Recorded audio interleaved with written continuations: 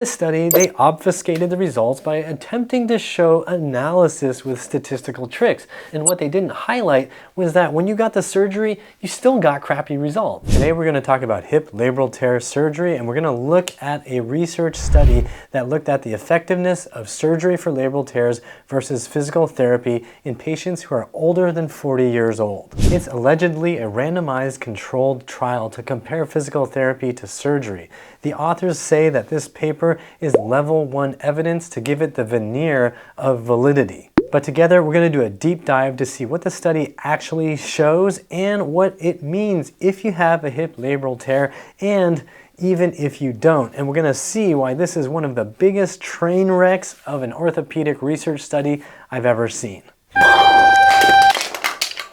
So this study is called Hip Arthroscopy versus Physical Therapy for the Treatment of Symptomatic Acetabular Labral Tears in Patients Older than 40 Years. I will drop a link in the description box so you can check it out yourself. Now, why did they do this study on patients with labral tears who are older than 40 years old? Great question. As it says in this paper, many other studies have found that older age and more severe osteoarthritis at the time of arthroscopy are associated with progression to total hip arthroplasty, inadequate improvement in symptoms, and unsalvageable labral damage. So in other words, they wanted to see what happens if you filter out the people who have osteoarthritis and just do the surgery on people who have labral tears and who are old. What was that thing about total hip arthroplasty? Total hip arthroplasty means replacing the hip. It's a total hip replacement. So what about total hip replacement? Prior studies had found that if you did acetabular labral repairs in people who had arthritis and who were older, that they would often need to get total hip replacement anyway. In this study, they really focus on how physical therapy and surgery compare, but they neglect to address the key question, which is whether or not the surgery is particularly successful in fixing the hip pain allegedly related to a hip labral tear. If you've watched my previous videos on hip impingement research, you may have already seen how this trick gets played out.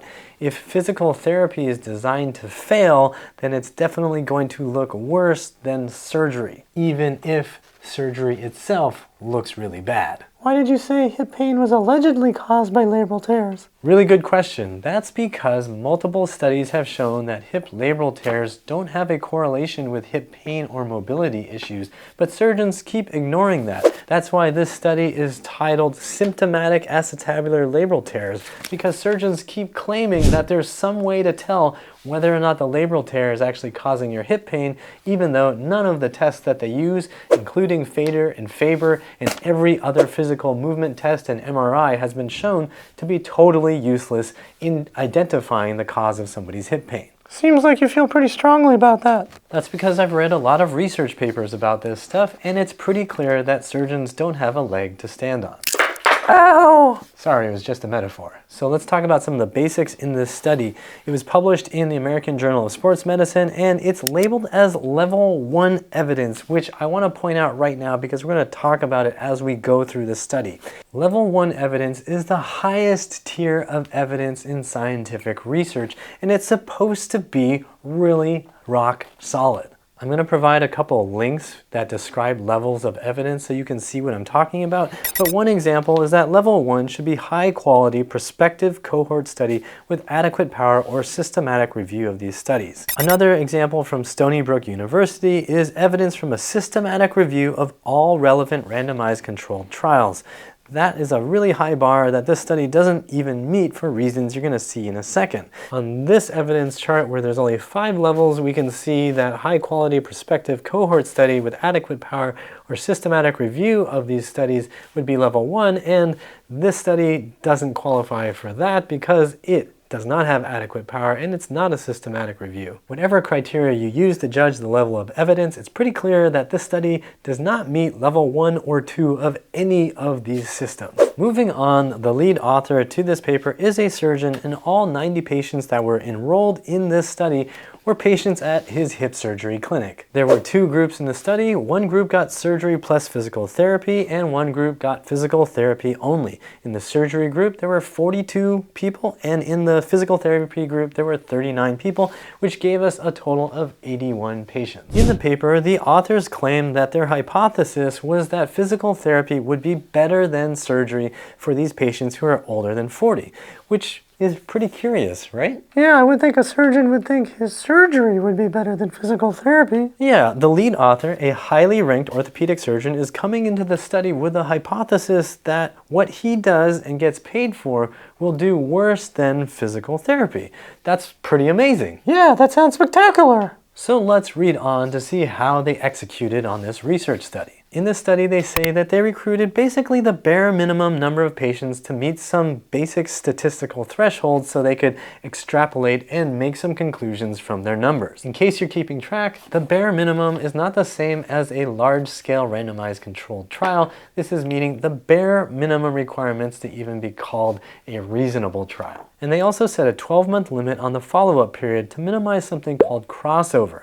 They wanted to minimize this crossover problem because it shows up in a lot of research studies that compare surgery to physical therapy. What is crossover? Great question. So in a study like this, you have two groups. You have the surgery group and you have the PT group. In a lot of these orthopedic surgery studies, you'll find that people in the physical therapy group often will switch in the middle of the study to go into the surgery group. This is called crossover because a patient is crossing over from one group to the other. That seems a little weird. It's worse than weird, and when we dive deeper, we're going to see why it happens.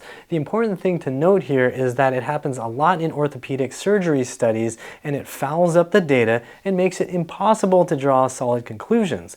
You want to minimize crossover when you're comparing treatments, so what they did in this study was to say, let's just reduce the follow-up time period so that the people in PT have less time to cross over into surgery. What would happen if it were a longer follow-up time? Well, clearly the researchers here believe that if they have a longer follow-up window, more people from PT are going to feel fed up and frustrated with PT and are going to end up in the surgery group, which would completely destroy the point of doing a comparative study like this. This is a very important concept, as we will see later in the video. To compare surgery against physical therapy for hip labral tears, the researchers used two metrics that have numerical scores to compare the outcomes for the patients who got surgery and the patients who got just physical therapy. One metric is called the IHOT-33 and the other one is called the Modified Harris Hip Score, or MHHS. The statisticians in this study set certain number cutoffs as indicators that one treatment was better than the other. They basically said that if one of the treatments scored 10 points better on the IHOT-33 or 8 points better on the Modified Harris Hip Score, then it was going to be better than the other treatment. They considered these differentials clinically important differences, but are they? We really need to look at how these two metrics are scored so you understand what 10 points on IHOT-33 and 8 points on the Modified Harris Hip Score really means. The IHOT-33 is a questionnaire that uses something called the Visual Analog Scale. You usually do it on a computer, and you have 33 questions. Each question is rated on a scale of 0 to 100, or on this PDF it's shown as 0 to 10. When you answer the question, if you answer more over to the right side, that's a higher score. If you answer more to the left side, it's a lower score. So for example, you might see a question like, number 1, how often does your hip or groin ache? If you're all the way over to the right, then that's 10 or 100 points. You go through all 33 questions, and then the computer tabulates your scores, finds the average, and gives you your total score. So if you have absolutely perfect hips that don't bother you at all, you score 100 out of 100. If you have absolutely horrific, terrible, horrendous hips, you score 0 out of 100. A very important thing to note is that there are psychological questions in the IHOT-33. One, for example, is number 19. How concerned are you that the pain in your hip will increase if you participate in sports or recreational activities? If you've just had a surgery that fixed your labral tear, then you're probably not that concerned, so you're going to score naturally higher. Likewise, when you look at question number 25, how concerned are you that your job will make your hip worse? Well, if you just fixed the labral tear, you're probably not that concerned, or at least your level of concern is going to improve and you're going to score higher. How frustrated are you because of your hip problems? Well, if I've just had the labral tear repaired and you are telling me that fixing the labral tear fixes the problem, my frustration level is probably going to have improved. Likewise, how discouraged are you because of your hip problem? Well, If you told me that your surgery was going to fix my labral tear problem, which is going to fix my hip problem, then naturally, no matter what, I'm going to score a little bit higher. I'm pretty discouraged because my leg is not attached. I'll give it back to you at the end of the video. So even if the surgery doesn't provide a huge physical benefit, you're still going to see a benefit on those psychological questions. That's hugely important to note because when we look at the actual scores for people who got surgery and people who just did physical therapy for their labral tears, the scores are a little bit different, but not by much. If you look at table 6 in the as treated analysis, you'll see that the average scores after 12 months on the IHOT 33 for people who got surgery was only 66.33. For people who got physical therapy, it was 54.38. To put that into perspective, a score of 66.33 means on average they answered just around a 6.5 or a little above a 6.5 on every question in the IHOT 33. But remember, we have several questions in here that are psychological in nature, and if those numbers go higher, they will definitely skew the average higher. For the physical therapy group, the average was a 54.38, which would put you a little bit further towards good, but just basically right there in the middle. So when you're doing this comparison, you have to realize that we're talking about a minor difference between physical therapy and surgery. A 66 out of 100 is not a passing grade. My math teacher always said 66 was a passing grade for me. I'm not really surprised to hear that. This already shows that the clinically important difference that they are looking for in this study is barely any difference at all. Both surgery and physical therapy for hip labral tears pretty much failed in this study. What about the Harris hip score? So the modified Harris hip score is a questionnaire where you rank how you're doing based on a couple different functional metrics. The first and biggest part of the modified Harris hip score is the pain section.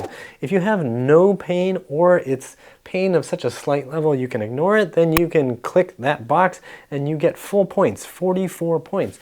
If you have slight occasional with no compromises in activities, you get 40 points. Mild pain, 30 points. Moderate pain, 20 points. Marked pain, 10 points. And if you're totally disabled, crippled, pain in bed, or bedridden, then you get 0 points. Other functional components are whether or not you limp after walking 6 to 8 blocks, whether you need support while walking, the distance you're able to walk, whether it's unlimited 6 blocks, 2 to 3 blocks, functional activities like going up and down stairs using the railing or without the railing, whether you can sit in a chair comfortably, and whether you can get in and out of public transportation. That only gets you 1 point. The key thing to remember is that they were looking for a score differential of 8 points on the modified Harris hip score. 8 points is a tiny differential when you look at how this whole thing is scored. For example, there's a 10-point difference when you go from marked pain to moderate pain, and from moderate pain to mild pain, and from mild pain to slight pain. There's a 10-point jump between each of those levels. So if you are in the PT group and you have moderate pain, but it's tolerable and you take some pain medicines, and you're compared to somebody in the surgery group who still has mild pain and may still take aspirin to deal with the hip pain, then guess what? Surgery was still better. If you look at the support for walking section, you'll see that if you go from 2 crutches to using a cane a majority of the time, then you just got an extra 5 points. If you go from needing 2 crutches or being unable to walk to using a cane for long walks, you get 7 extra points. So one of the biggest questions you always have to ask when you're looking at orthopedic research is whether or not the scoring systems they use make any sense. This study is claiming that small point differentials are clinically significant, but if you're somebody who's going from marked pain to moderate pain, you're not really going to be satisfied with surgery. So again, when we look at table 6 and we look at modified as treated analysis, we find that the surgery group scored 80.09 and the physical therapy group scored 70.33, which is a 10-point difference, which, as we have seen already, is very easily made up for with one small improvement in a couple of these metrics. To be clear, if you're scoring an 80 on the modified Harris hip score, you might still have daily pain in your hip. You might still have problems needing a cane for long walks. You might still need to use the railing to get upstairs. And all of that is because fixing the labral tears doesn't do anything to fix the muscular issues that actually cause your hip mobility issues. So there's also something in here called intention to treat analysis? Yes, there's also something called intention to treat analysis in table 6 in case you look at the full text, and it shows some slightly different scores between surgery and physical therapy. The score differences aren't huge, and they still show that surgery was better than physical therapy. What is intention to treat analysis anyway? Okay, so that's a great question. I had to look this up too. So when you're doing randomized controlled studies on treatments, sometimes you run into issues with crossover between the groups like we've talked about. Like someone from group A goes to group B, and if a few people in your study do that, it kind of fouls up your data. So some statistical wizards have proposed that sometimes you can try to see through the murkiness in this data by using something called intention to treat analysis. In this kind of analysis, you just look at everybody's scores based on the first group they were assigned to. So if you're in physical therapy and you ended up in the surgery group, your score is still kept in the physical therapy group, even though you actually ended up in the surgery group. The as treated analysis means you're scored based on what you actually did. So if you're in the PT group and you went to surgery, then you're scored as a surgery group participant. This can make a lot of sense when you have a large study and you just have a small amount of crossover. You can kind of filter out the noise and see what's going on and compare the two pictures to see if your conclusions from both seem to add up. However, when you have a small study with a high crossover rate, all you have is a train wreck. I am not a professional or expert researcher, but I am 100% sure that there are no professional expert researchers out there who are independent of this paper who would make the argument that if you have a randomized controlled trial where 64% of one group crossed over into the other, that you had a well-constructed trial. I'm going to study two groups for 12 months. Group A gets to drink my exclusive chemical milkshake, plus they get a scoop of organic sawdust at every meal. Group B gets to just eat a scoop of organic sawdust at every meal. We're gonna see how these two groups feel after 12 months using my 33-question questionnaire. My hypothesis is that the sawdust group is gonna do better because the sawdust is organic and good for you, and this chemically milkshake, it's not. Well, how'd it go? Well, after 12 months, 75% of the sawdust group crossed over to the chemical milkshake group. On average, they crossed over after 6 months. So based on my as-treated analysis, the milkshake actually turned out better than just eating sawdust. The science is telling us that we should keep feeding people chemical milkshakes with sawdust. It's clearly better than just giving them sawdust based on my intention to treat analysis and my modified as-treated analysis. Wait a minute, that's not right. No, it's not right. We can't draw any useful conclusions from my study about my chemical milkshakes and sawdust. The study was total garbage. When you see a high crossover, you know there's something fatally flawed with the study design. In this study, they obfuscated the results by attempting to show analysis with statistical tricks. They used the intention to treat and the as-treated analyses to pretend that they had useful information, but what they skipped and what they didn't highlight was that when you got the surgery, you still got crappy results. If you used intention to treat analysis with these two groups, you end up with garbage data because the people who started with PT and ended up in surgery obviously had very different treatments, and you're assigning the score of the surgery to people who were over here in the PT group. And if you use the as-treated analysis, then you have a totally underpowered group in the PT side because you're only left with 14 people, which means your data is really tiny and can't be extrapolated to basically anything because your whole study just sucked. And I also want to share a few choice words from some cardiothoracic surgeons who wrote a paper on the effect of crossover on the statistical power of randomized studies. They point out the mistake that this orthopedic paper is making on hip labral tears. They state, and I quote, "Some investigators have mistakenly adopted the intention to treat principle as license to ignore crossover no matter what its magnitude. Large-scale uncontrolled crossover can invalidate any study no matter what method of data analysis is used. I'll link to this paper also in the description box. Wait, but the data says that the surgery was better than physical therapy, right? So when we're looking at the data in this study, it seems to make the most sense to look at the as-treated analysis so we can see what happened with people who really did PT and people who really did surgery. We can see that their final scores were not that good. If you were in the PT group, you ended up with a final IHOT 33 of 54, and if you were in the surgery group, you had a 66, both of which are failing grades. These results are very similar to the results we saw in another study done in the UK that compared surgery to crappy physical therapy, where the surgery group started with an IHOT 33 score of 39.2, which is bad, and ended with a score of 58.8, which is still not great, but is better than horrible. And the PT group went from 35.6 to 49.7, both of which are just bleh. You want to say it or should I? Okay, I'll just do it. I want to say a big thanks to everyone out there who supports this channel and helps me make videos like this one. Today I want to say a big thanks to David, Wee, Carol, Prakash, Lynn, Sarah, Pat, Justin, and Karen.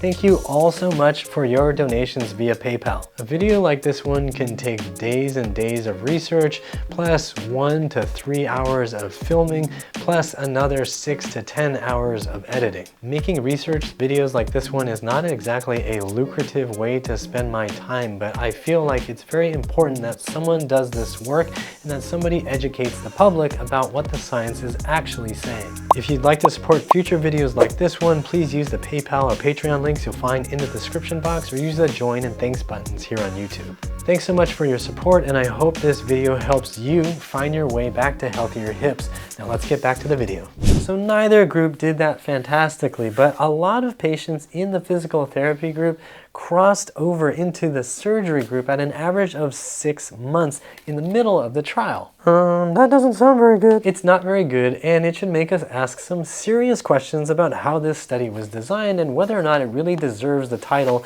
of Level 1 evidence. First of all, you need to know that all the patients in this study were recruited through the hip surgery clinic that the lead author, an orthopedic surgeon, is the director of. These are all people who were seeking out hip surgery at the hip surgery clinic, and before they could even enroll in this study, all of them had to do 12 weeks of conservative non-surgical care for their hip pain. What does that mean? According to the study, they did a steroid injection to hopefully fix their hip pain magically, and then paired that with 12 weeks of core-based physical therapy, which, based on what I could see in this paper and the appendices, was basically a bunch of ab stabilizing exercises. It might have involved Bosu balls, but no matter what, it was a waste of time because nothing was focused on improving hip function, meaning hip muscle function. So basically, if you spent 12 weeks with a hip injection and avoiding any positions that could possibly provoke pain, and that didn't magically cure your hip pain, which of course it would fail to, then they offered you the opportunity to enroll in this study. At this point, all the patients in the study were already well educated on the fact that their hip pain was from a labral tear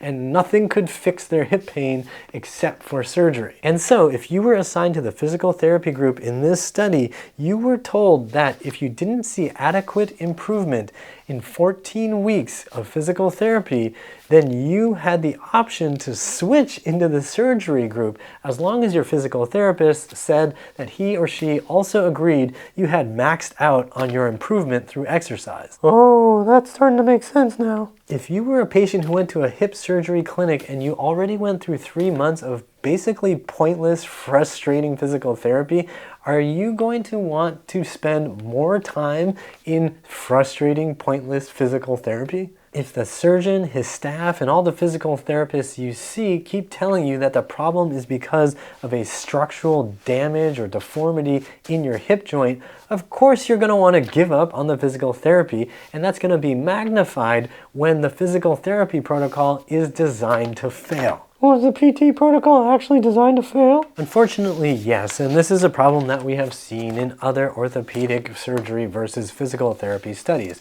The PT protocol that they use is predicated on the belief that there is structural damage that you have to avoid at all costs and that you don't want to provoke or make worse. If you look at Appendix B, you will find the physical therapy protocol for this trial. As you casually flip through the program, you'll see that the first key component to this program is to provide the patient with understanding of etiology, which is a fancy way of saying, explaining to the patient that you are broken in the hip joint and therefore you need to avoid doing any motion that might provoke any kind of pain there. One of the most striking precautions / guidelines is that you should do no active hip flexion with long lever arm. For example, no straight leg raise, which means they're telling you, oh, you have trouble doing a straight leg raise, you have trouble getting hip flexion, don't do hip flexion. They're literally saying that your human body is so badly damaged and deformed that you cannot lift your leg like this. This is a dangerous thing for you to do. This is of course based on the belief that the pain you're experiencing is generated by damage to those little tissues between your bones. But again, there are numerous studies that show that labral tears don't actually result in pain. There are a lot of people, high percentages of asymptomatic people walking around playing sports today who have hip labral tears and experience no symptoms. Through the rest of this hip labral tear physical therapy protocol, you will find other key gems like use an assistive device like a cane to help you walk.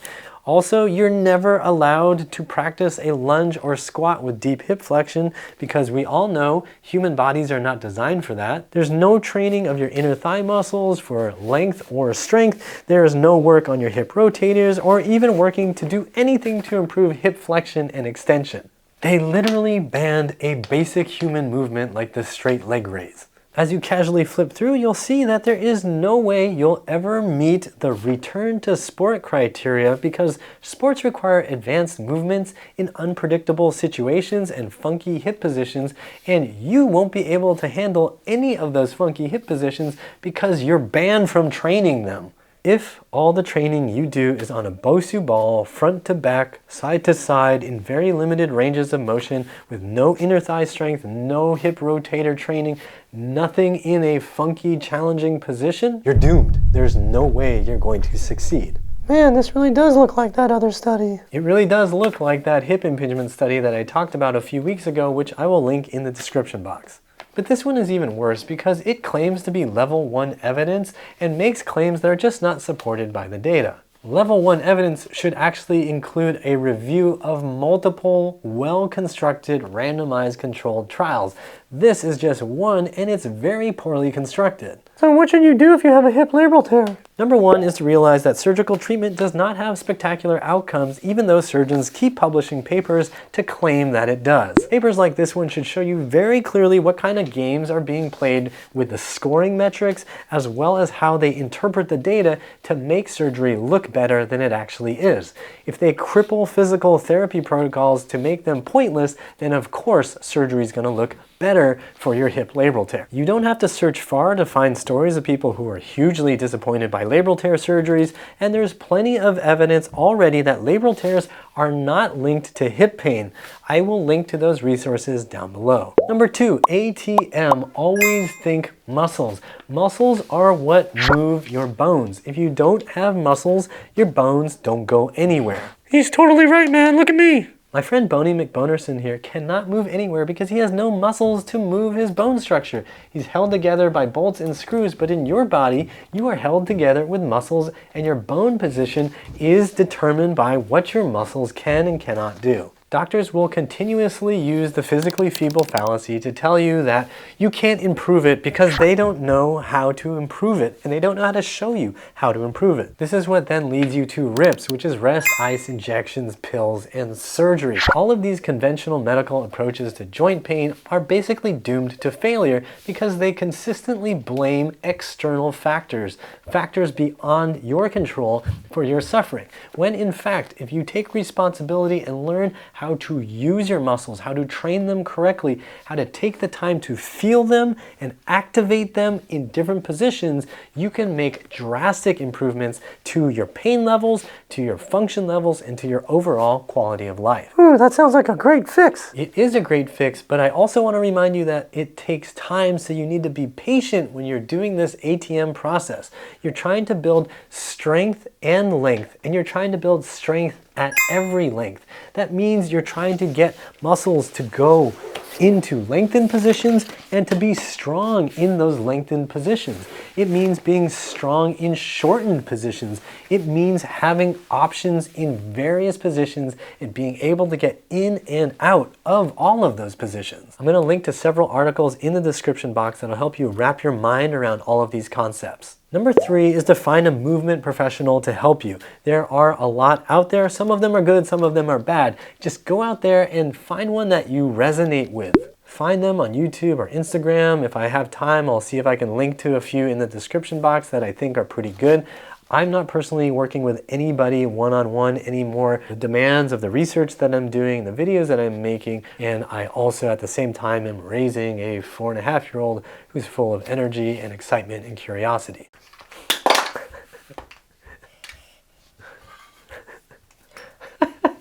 All of that is to say right now, I am not doing one-on-ones. It might change in the future. If you want to get on my newsletter, just go to uprighthealth.com and sign up for the free course and get on my newsletter, and you'll be notified if I, in fact, ever do start working with people one-on-one again. If you can find a movement professional who is local to you that you can work with in person, that is seriously ideal. I highly recommend that. Just make sure they understand that the science behind hip labral tears is pretty conclusively against hip surgery. All the physical therapy protocols that are built on this orthopedic surgeon's lens are doomed to fail because they all blame this structure, which has been shown time and again not to be related to hip pain. So whomever you work with, make sure that they are not scared of this diagnosis and that you yourself do not let this diagnosis scare you. You have the ability to help yourself if you learn how to stretch and strengthen the right muscles. It's not going to be a fast and easy process. It will just be a process of learning that will take time and will ultimately pay big dividends. And no matter who you start working with, if it seems like you're just spinning your wheels and they're running out of ideas and you're just not getting anywhere, don't get caught in the idea that that one person necessarily has all the answers.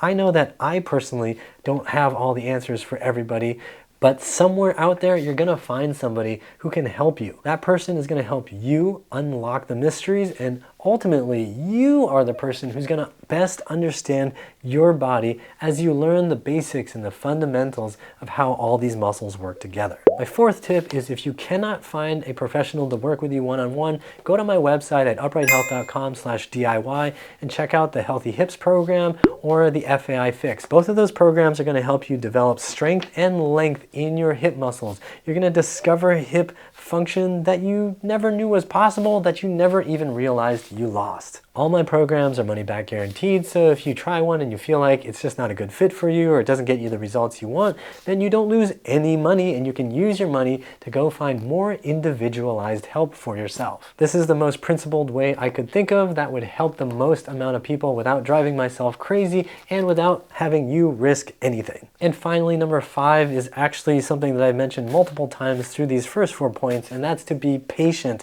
You've got to be patient, be persistent, take your time to learn and really make progress gradually. You're not looking for quick fixes. You're not going to find the magical healer who's going to go presto changeo and make everything better. Are you ever going to give me my leg back? Ta-da! I fixed your hip. I've got more free videos to help you with your hip pain here. If you want to support this channel, use the PayPal or Patreon links in the description box or the join or thanks buttons you'll find on YouTube. Like, share, and subscribe with the bell notification on, and as always, I hope you remember that pain sucks. Life shouldn't.